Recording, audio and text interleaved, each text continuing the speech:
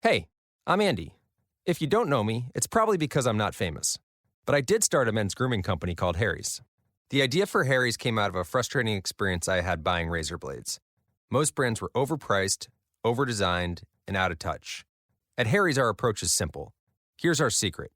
We make sharp, durable blades and sell them at honest prices for as low as $2 each. We care about quality so much that we do some crazy things, like buy a world-class German blade factory. Obsessing over every detail means we're confident in offering a 100% quality guarantee. Millions of guys have already made the switch to Harry's, so thank you if you're one of them. And if you're not, we hope you give us a try with this special offer. Get a Harry starter set with a 5-blade razor, weighted handle, shave gel, and a travel cover, all for just $3 plus free shipping. Just go to harrys.com and enter code FACE at checkout. That's harrys.com, code FACE. Enjoy!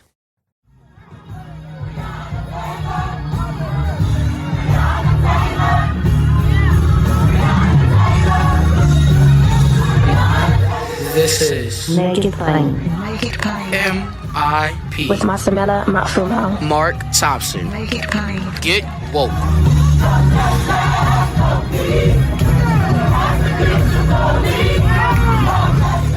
Once again, ladies and gentlemen, it is Thursday. You know what that means. That means it is time for DailyKos with founder of DailyKos and the founder of Civiqs with a Q, Markos Moulitsas is here with us. Hey, buddy, how are you this week? Doing good. I just realized that you put Marjorie Taylor on the wrapper. I thought you'd like that. Ew! What a great story that is.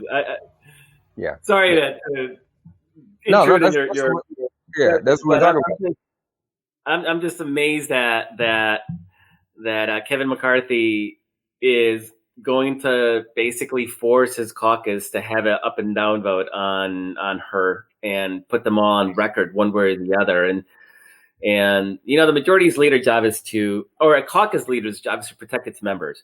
And so when people get really angry at Chuck Schumer and they get really angry at Nancy Pelosi because she doesn't do X, Y, Z, most of the time that they don't do the sort of progressive right thing is because they want to protect Joe Manchin, who might be running for re-election in the state that Donald Trump won by 40 points.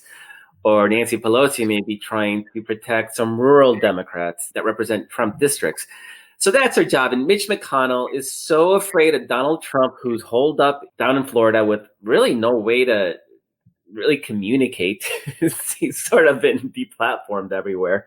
And they're still so afraid of him that they're going to force all of these Republicans to have this tough vote on Marjorie Greene Taylor and whether she should have committees. I mean, somebody who's a raging anti-Semite and a murderous loon.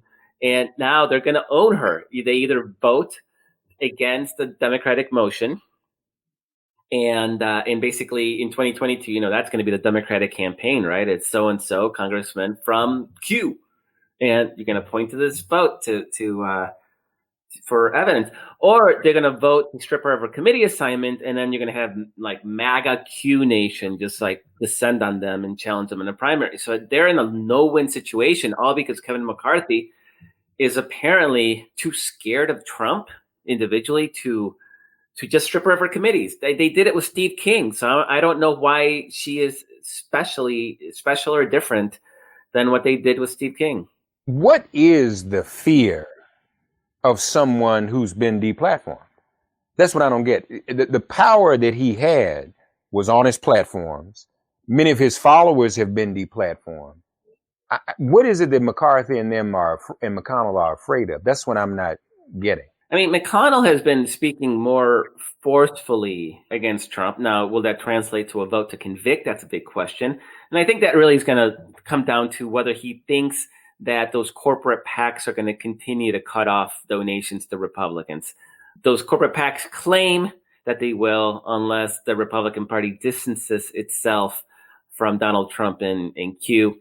Who knows, right? I mean, that's sort of the game of chicken that McConnell is playing. I think he's just trying to really figure out how legitimate those threats really are. So there's that question. McConnell only cares about the money. There's really nothing else. McCarthy, on the other hand, I mean, he's really scared of Trump. He went down there and showed weakness, right, by having that weird summit with Donald Trump. And yeah, he can't get the word out. He still has his email list.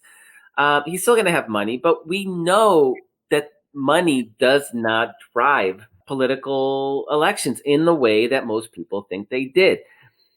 When you look at the runoff in Georgia, right? Like $600 million was spent in 2 months.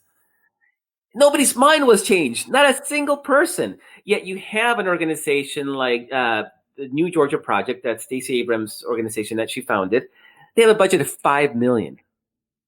$5 million a year. They actually registered and turned out people to vote by the hundreds of thousands.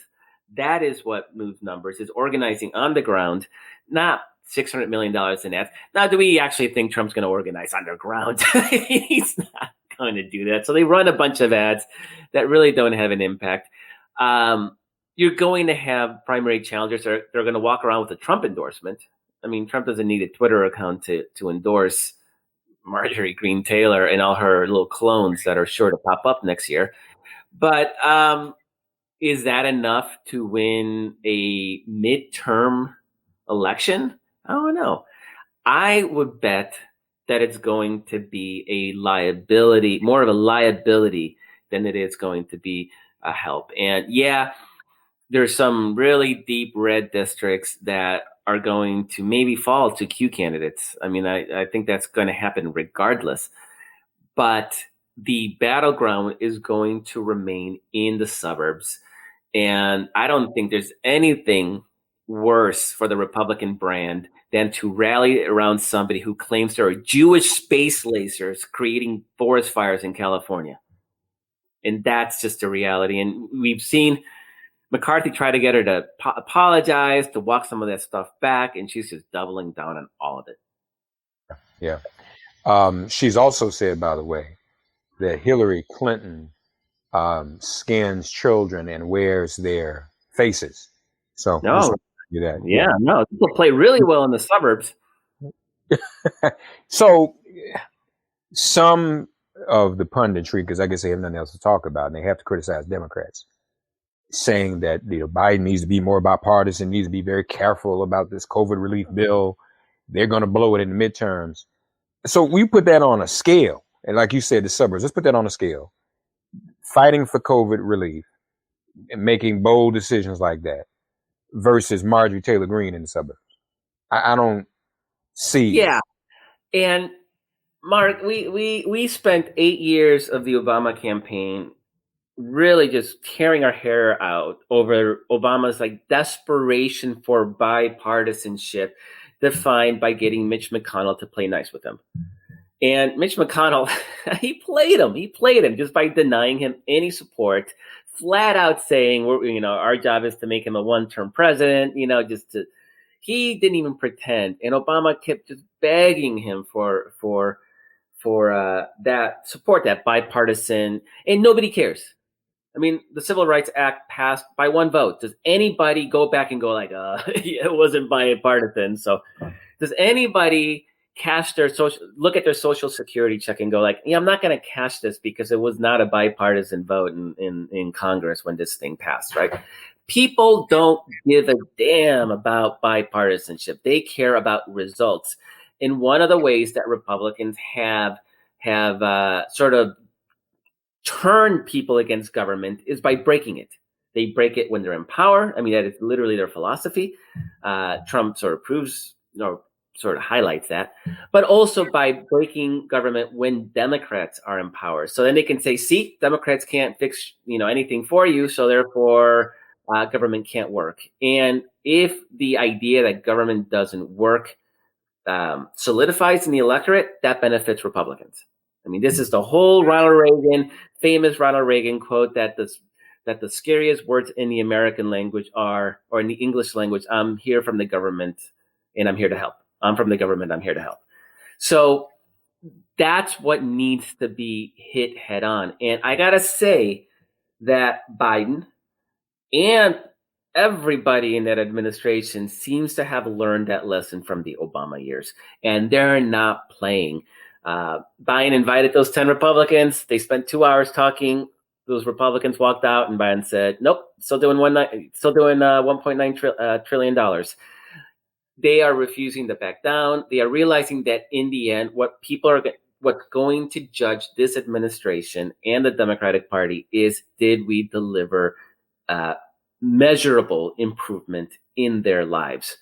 And there's no doubt that $1.9 trillion in relief in checks to most people, and help for cities and states that are under, crushing debt because of COVID and the resulting economic chaos, all those things.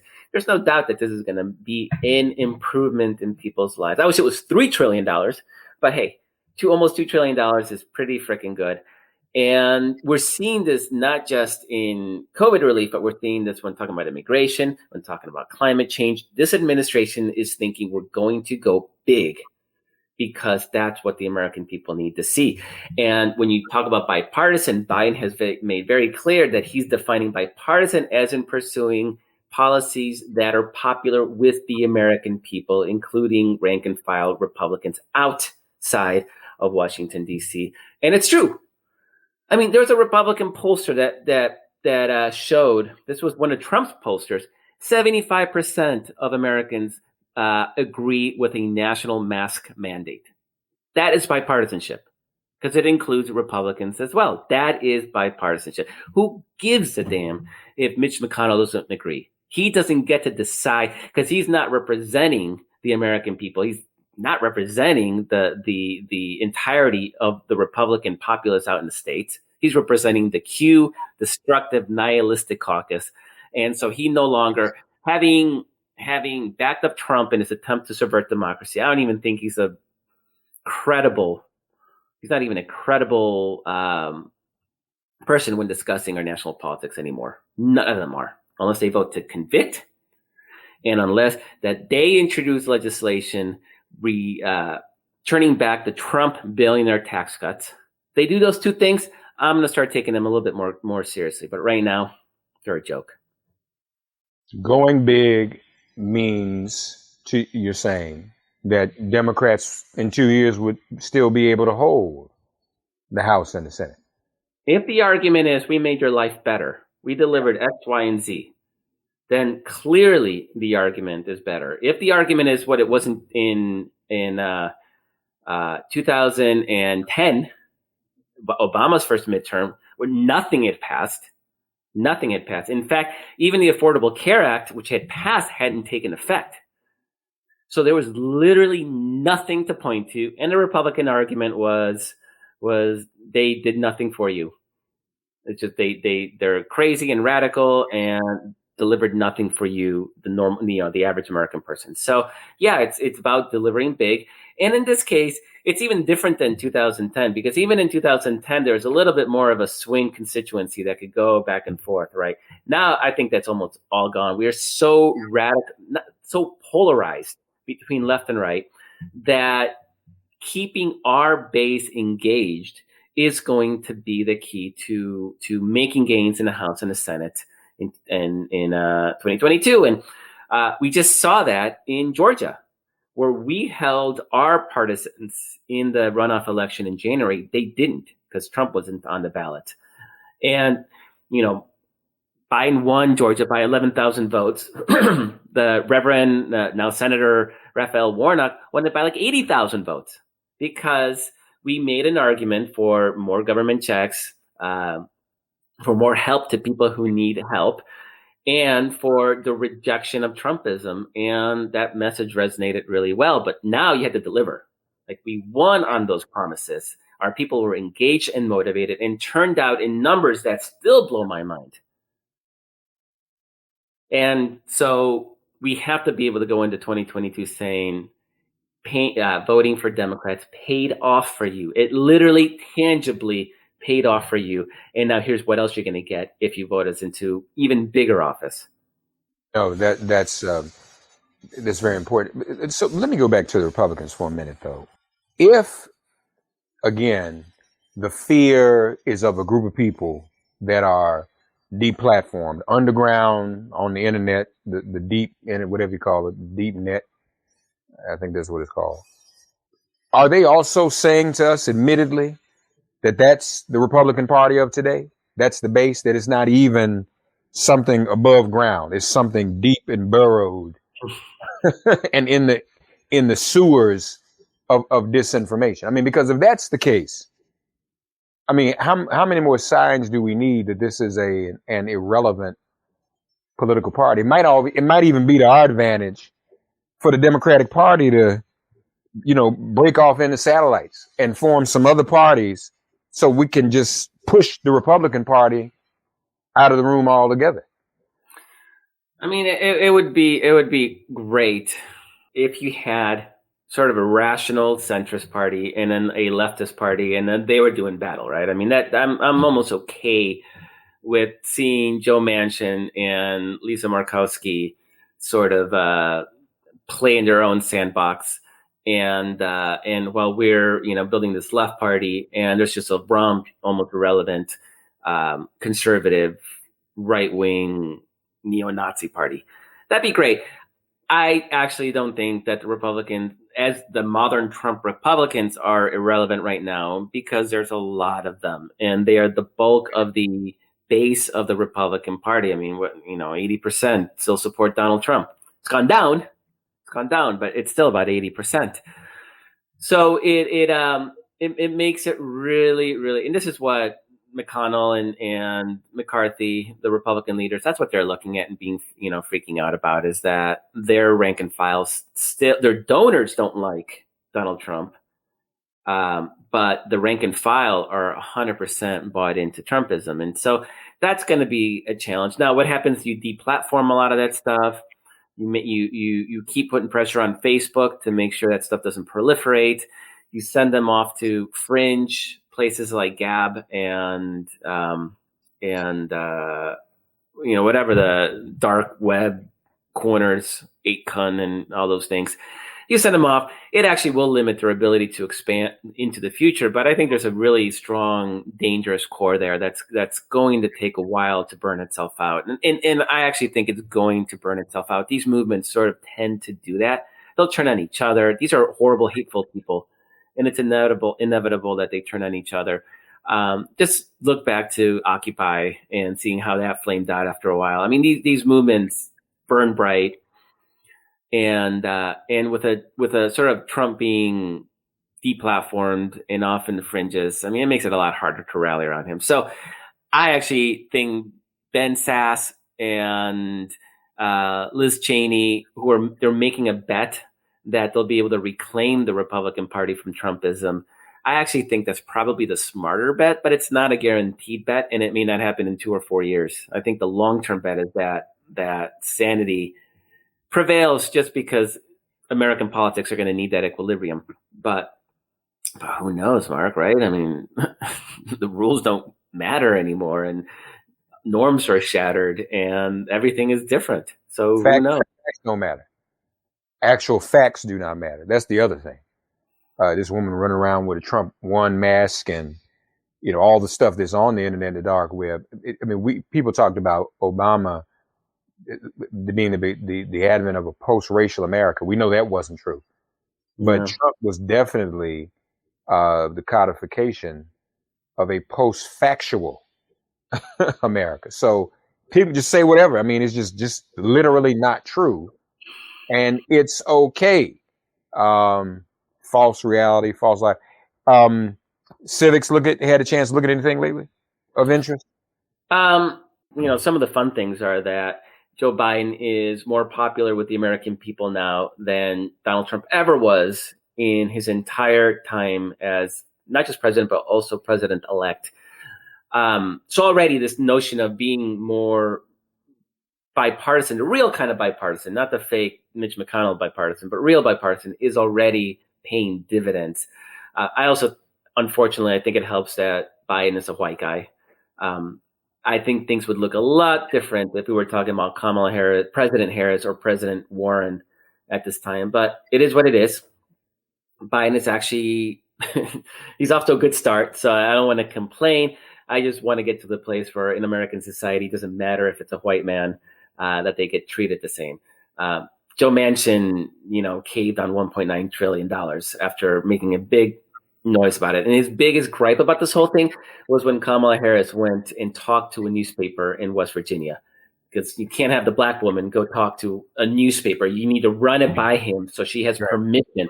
But Joe Biden calls him in and says, you got to jump aboard and you got to vote for this thing. Then he's cool. He showed more deference to Joe Biden than he ever did to either Barack Obama or to Kamala Harris, right? So this is, I'll take the benefits of it, but not be happy about what it sort of means to American society. But it is what it is. I think we're moving forward. This Democratic caucus at 50 senators is more cohesive ideologically than when Obama had a 60 Democratic senator Senate. So I know this is sort of me being the old guy talking about way back in the day, but anybody that complains about the Democratic Party right now really would not have lasted 5 minutes when it was Joe Lieberman, Max Baucus, Ben Nelson, Joe Manchin. But Joe Manchin with backup, about 15 senators that were just as bad as Joe Manchin, and now it's like two. It's Manchin and Kristen Sinema. And I'm betting that Sinema will be a much better senator after she wins re-election. I think she still thinks that Arizona is more conservative than it actually is at this point. She'll loosen up. I got drunk with her, and she's left. I mean, she's not a conservative Democrat. And Kelly's win in Arizona proves it's not as red, right? Yeah. No. Both Biden and Kelly. And Kelly wasn't even particularly close. So Arizona's shifting. Now, a lot of that was built on Latino vote and American Indian vote. And so there may be some fear still about their ability to come out in the non-presidential year. And I don't think it's an unreasonable fear. Now, we just saw in Georgia that our people are willing to come out in non-presidential, with a president not on the ballot, right? The black vote was actually, I think as a percentage, was even higher in the runoff than it was in the general election. And Latino and Asian vote, it came out, the youth vote, it came out. So I'm hopeful that those days where we had the big drop-offs are gone. And I think if it is, then I think you're going to see different Kristen Sinema. So that leaves Manchin. And Manchin, poor guy, he's stuck in a state where it's like, Trump won by like 40%. I mean, it is rough. So I'm willing to cut him some slack. I actually am. But don't be saying that the vice president can't talk to a newspaper in your state. What is that? Like, no, don't do that. The vice president. Well, since you brought that up, lastly, when do we get ready for her, or when does Kamala get ready for 2024? I mean, that's really the elephant in the room. Joe can't run for a second term. I mean, he can. He's healthy. He's not pissing anybody off on the base. He's not. I mean, 4 years is a long time. We know that, right? We just went through 4 years of Trump. 4 years is a long time. A lot can happen, but it's the second there's any hint that he's not running for re-election, he becomes a lame duck and nothing happens. And we're too much in crisis mode. So I think everybody just has to assume he's running again, because we need that momentum towards, like, don't think about the presidential election. Like, think about how to solve the climate issue, COVID, immigration, all these issues, DC statehood. We got so much on the plate right now that we need to be able to focus on that without presidential politics starting to get in the way. Because that starts, if Biden gets reelected in 2024, in late 2024, the jockeying for the 2028 presidential election begins, and it's just too distracting. I hear. Good point. All right, folks. Thursday Coast. Also, don't forget to check out The Brief, which is Markos' new podcasting now. It's available on YouTube and at the YouTube and Facebook, DailyKos channels. But it's a podcast. It's available on Spotify, Apple, and wherever you get your podcasts. Everywhere. Check it out. The Brief, y'all. Markos Moulitsas. Thank you, Markos. Thank you so much. Thanks for getting woke and listening to Make It Plain. Please remember to listen, like, subscribe, and wherever you get your podcasts, please give the show a 5-star rating. And please do spread the word. Let's all continue to pray for each other during this pandemic and this police-demic. If all hearts and minds are clear, it has been made plain.